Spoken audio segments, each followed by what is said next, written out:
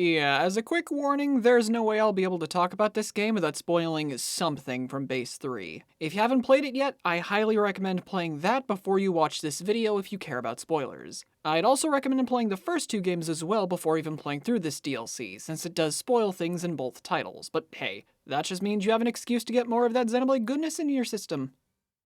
Before we begin properly, I need to get something off my chest.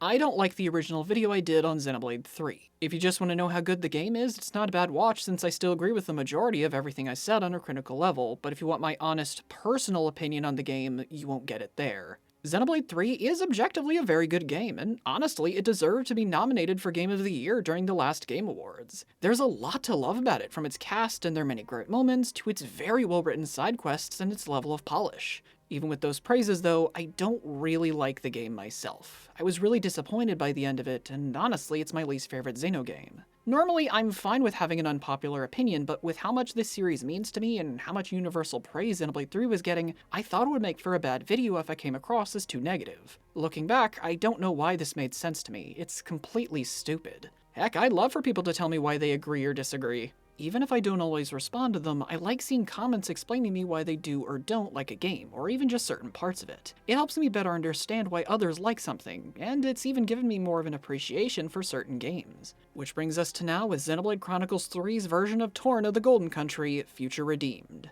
At the time of writing this intro, I haven't played the game yet, but honestly, I'm looking forward to playing this. Sure, I didn't like the base game, but that doesn't mean I won't like this. In fact, from what I've seen in pre-release footage, the gameplay alone is going to be way more fun for me this time around. So let's just get right to it then. After 9 months, let's take a look at the final new chapter in the Klaus Saga with Xenoblade Chronicles Future Redeemed. Oh Jesus Christ, it's just now hitting me that this is the last chapter in this entire story arc. You know what, I'm just gonna roll the transition and hope future me is fully recovered from this revelation, cause I'm currently dying inside.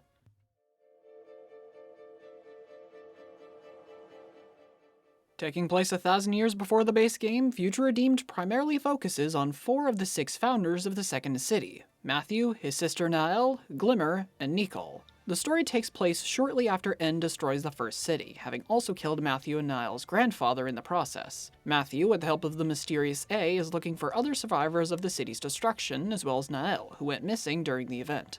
Joining us this time around, though, are returning protagonists Shulk and Rex, who serve as the leaders for the Liberators, a group dedicated to fighting against Mobius. Now, in regards to how much I like this cast compared to the base games, barring the Giga Chad protagonists in the room for a moment, I actually found myself clicking with these guys more than Threes despite their issues. Honestly, I fell in love with Matthew less than 5 minutes into the game. He may be kinda smooth-brained, but he makes up for it in how big his heart is and his pretty charming personality. Honestly, he may be one of my favorite characters in the series. A big part of the reason I loved A was for their relationship with Matthew. Aside from just being a great partner for him, A just constantly seems so done with his antics, and it's pretty funny for me. Nicole I loved for his great moments with Shulk, and partly because I feel a sort of kinship with him. It's very possible I'm just seeing what I want to see here, but with how socially awkward he can be and his love for all things machinery, I kinda get autistic vibes from him, and as someone with autism myself, I can appreciate the potential representation here.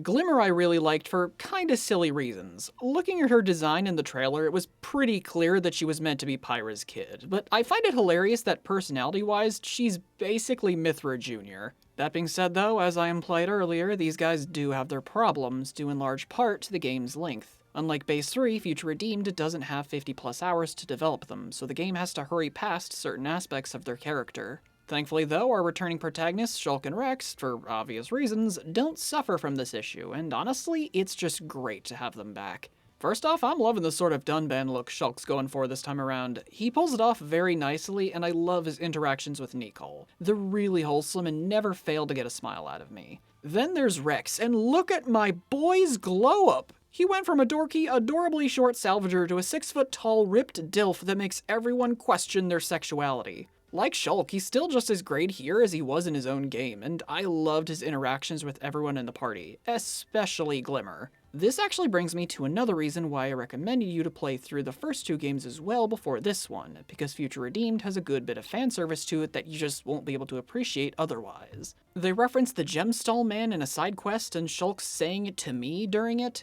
There's a book you need to find for another side quest called Tales of the Bringer of Chaos, a book about Zeke I can only imagine he or Pandoria wrote, and so much more. There's so many little details and callbacks to past games here for longtime fans, and while I can't go over all of them like I kind of want to, let's just say it helped make for a pretty great experience overall. The thing that made this experience even better though was easily the gameplay, because Future Redeemed may very well be the most fun I've had with any game in this series to date.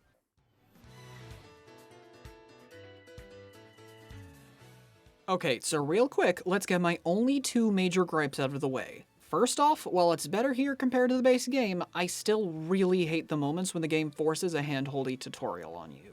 The game only does it twice, and they don't take too long, sure, but I've said in the past that I despise hand-holdy tutorials like this with a burning passion. It's the entire reason I would never replay the base game again. Secondly, they didn't change how the chain attack theme works. It still interrupts the boss theme most of the time. I don't usually care too much when it comes to what music plays during something, but when it so clearly clashes with the tone of the fight or just what's going on, it starts to be kind of annoying. With those issues out of the way though, I gotta say, while some of this may just be my negative bias towards the main game showing, I feel there's a really strong argument that Future Redeemed is an objectively better game than Base 3. First off, the exploration is way better. The base game didn't feel all that rewarding to explore, with most things you can find being just piles of accessories you probably won't use, unique monsters, experience, and maybe the occasional Ferranus Hulk, and piles of useless cash. Here though, exploration feels far more rewarding, both for what you're finding in the environment and the game's new affinity goals system. In Future Redeemed, everything you do goes towards fulfilling an affinity goal of some kind, and once completed, rewards you with AP to upgrade your party members with.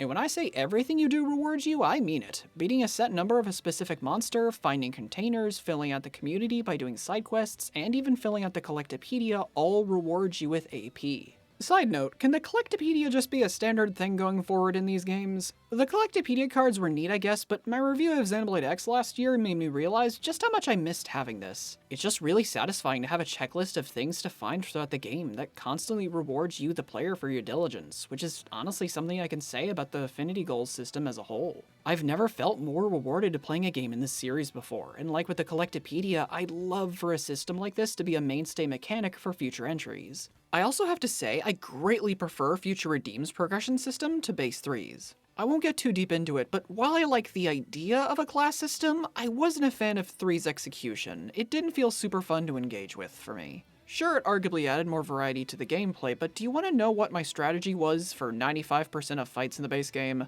Make sure I have at least 2 of each role picked out with classes chosen based purely on what I haven't upgraded yet. So long as I avoided the bad classes, I almost always won fights. I never felt like I needed to think too much about how I built my team composition. My other issue with it though, and this is purely a me thing, it's not a criticism at all, is that my arts and skills upgraded automatically. Normally this isn't an issue for me in games, I don't usually care too much about this, but with Xenoblade's combat, I loved having the ability to pick and choose how each party member got stronger. With Future Redeemed's affinity growth charts though, this problem is entirely fixed. Here, I actually have a say in how each character grows stronger, and compared to Base 3, I feel far more engaged with how I build my team. On the note of that though, this brings us back to exploration. This time around, Future Redeemed introduces the unlock kits as new items. Using these, you can unlock new slots for a character's accessories, gems, arts, and even new sections for their growth chart. You can find them lying on the ground every now and then, but you can also find them in containers occasionally, by doing certain side quests, and always in the new relic chests, which have very familiar looking designs.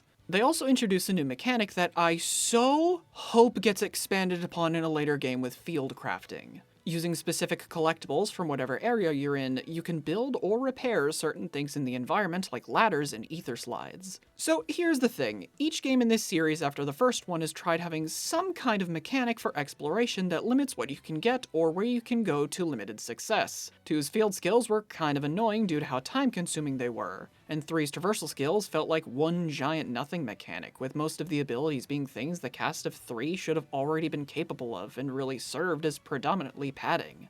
Future Redeemed's field crafting, though, absolutely needs expanded on, because this should totally be the field skill equivalent for the next game. It's not annoying, and it's used effectively, with each new construct you learn how to build allowing you to access plenty of new areas and secrets. This is a fantastic idea to bring back in future games, and my one hope is that Monolith doesn't completely abandon this concept with whatever game comes next.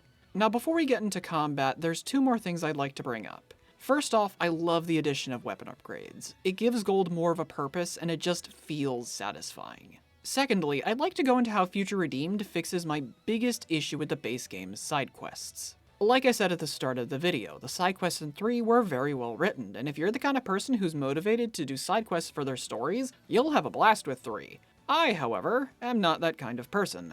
When it comes to longer RPGs like the Xenoblade series, I take a gameplay first, story second approach to the way I play them, usually to avoid being too overpowered. In other reasons though, if I feel like I don't have a good reason to do a side quest gameplay-wise, I'm probably not going to do it no matter how good the story is, unless the game makes it abundantly clear that it's really important I do them. Beyond doing most of the base hero quests for their class, I never felt like I needed to do any other side quest, which includes the optional Ascension quests, because rank 10 for each class felt more than strong enough to beat the game with. Future Redeemed fixes this with the affinity goals system and the unlock kits, since some quests give them out as a reward. Each NPC in the community will have a gold ring they can earn for 20 extra affinity points, and you'll need to do side quests to meet the requirements for getting that gold ring. Just like the side quests though, the combat here is a massive improvement over the base game for me. Like Future Redeemed took a combat system I wasn't super hot on and actually made me love it. While this could easily just be me since I am negatively biased towards the base game, the first thing I noticed was how much snappier it felt over 3 proper. Fights just felt faster, and overall boss fights especially didn't take as long, compared to the base game, where some of the Mobius fights genuinely took me 15 to 20 minutes to beat on a successful attempt.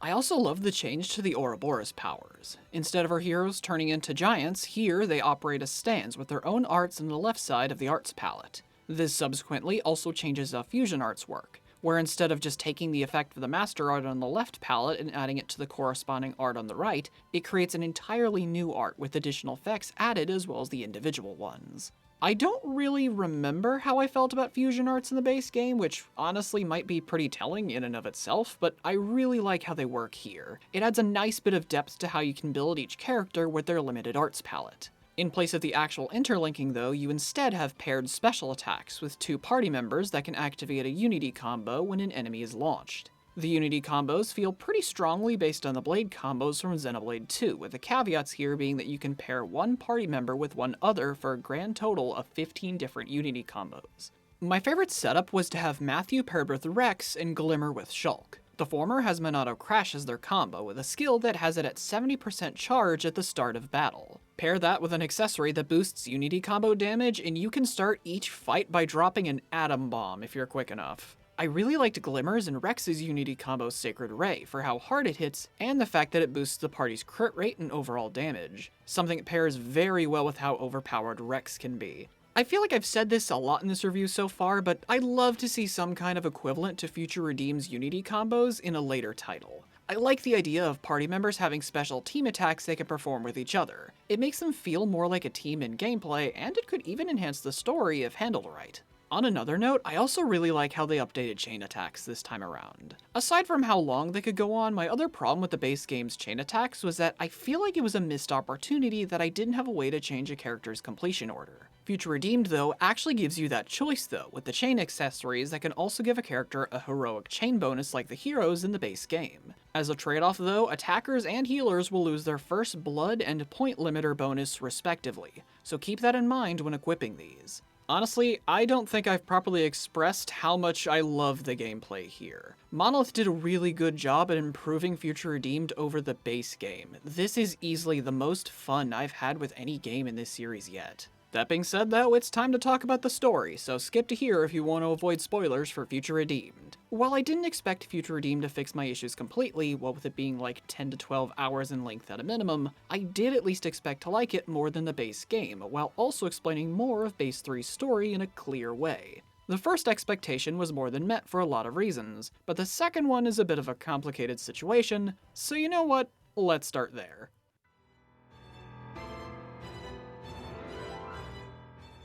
Aside from Mobius, the thing that both frustrates and bothers me to no end about 3's story is how vague and open to interpretation it is. I'm personally fine with some level of vagueness, but 3 crosses my line of what I'm okay with in a story pretty hard, with Future Redeemed both helping and not helping at the same time. Let's start with the things it does clearly help explain with Origin. I'm not gonna lie, this thing really bothered me in the base game. The explanation given for its creation was that the worlds of Allrest and Bionis got their best minds together and they made Origin to reboot the worlds. I had a pretty hard time believing, though, that the 2 respective cultures managed to revolutionize their technology to the point where they could make a device that can stop time, warp reality, can survive the destruction of 2 worlds, and subsequently can then recreate said worlds. The idea of them making this isn't the problem, since in-universe something like this is clearly possible. It was the sudden massive jump in technology that bothered me. Future Redeemed explains this pretty simply.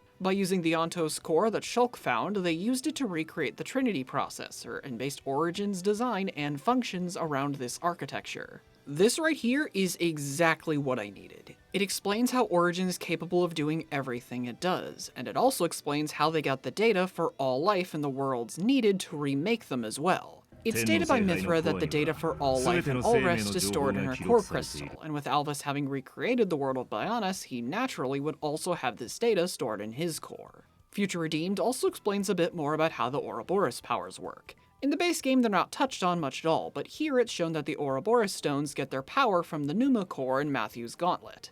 If I'm interpreting this right, then this would also explain why the Ouroboros forms work the way they do. When in use, only one pair can use one form at any one time, with them being able to swap between them and the other member serving as a voice in their head, just like Pyramithra's whole dynamic. This also explains the class system, because if you remember, having an Aegis makes you a master driver, and thus gives you the ability to use any blade at all, no matter who they're resonated with.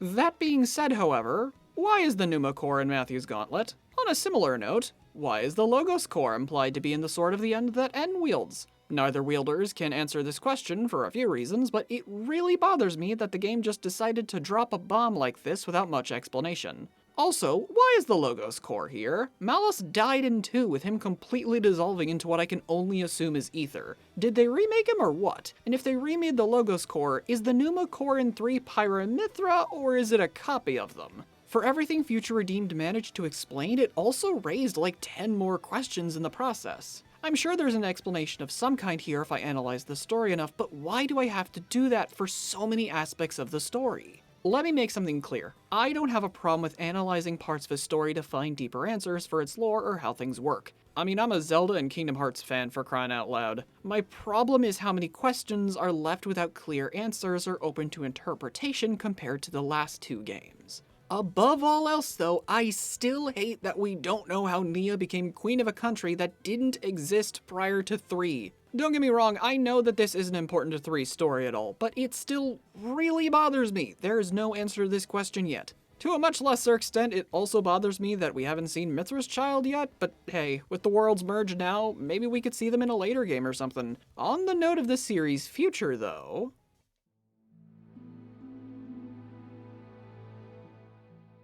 before we get to the big question about the future of the series, I'd like to talk a bit about some of the things I loved about Future Redeemed with its theme and its final act. The overall theme of the Klaus saga has been the future and taking it into your own hands. If you see a future you don't like, then you have the power to change it. It's been about having hope and moving forward towards a better tomorrow no matter what. No matter how scary the unknown future is, you have to face it eventually, so embrace tomorrow and try your best in the face of the unknown. Future Redeemed, instead of focusing on the themes of the endless now, chooses to explore the themes of being lost in the past and how that can keep you from properly moving forward towards the future. Matthew's sister Nael is tired of the world she lives in, with all of the constant death and war thanks to Mobius. Alpha, knowing this, convinces her to be his avatar so that he can take the residents of the city and create a new world for them to live in, while erasing any traces of Allrest and Bionis, including its people. The game doesn't have time to explore this theme in its fullest due to the game's length, but it does have a fantastic conclusion at the end when Matthew confronts Nael in what is visually the weirdest setting the series has ever seen. For me, this scene cemented Matthew as an equal to Shulk and Rex with how good of a protagonist he is. The argument he has with Nael, with him pointing out exactly why what she's doing is wrong and why she would be no better than Mobius, was a fantastic moment. The game's ending, though, was great for a few reasons. The final confrontation with Alpha is pretty awesome, not only for how great the entire thing is, but also because it's an objectively better final boss than the base games, and I don't think I'm gonna get much disagreement there. Also, that final punch from the giant Ouroboros was pretty cool, and it's something I'm surprised we didn't see in the base game. I do gotta wonder who's this thing's crutch, though. Then there's the credits, and let me tell ya, seeing flashes to every past game in this series with the iconic Monado in the background, while accompanied by such a great ending theme, was both a beautiful feeling and a sad one. Because after 12 years, this saga is over. While the worlds are merged now, and that means to me we'll get more games set in this universe, it's possible we may not see these characters again in anything that isn't a reference, or the inevitable Warrior spin-off this series will get someday. I'm sad to see it go, but I'm happy it happened. Even if I don't like 3 too much, this series, for a lot of reasons, means a lot to me, and I'm excited to see whatever comes after. If that radio during the memory of Klaus's world and the blue light falling towards the planet mean anything, though, I have a feeling it'll be very interesting. And who knows, maybe the next story will be even better than this one was.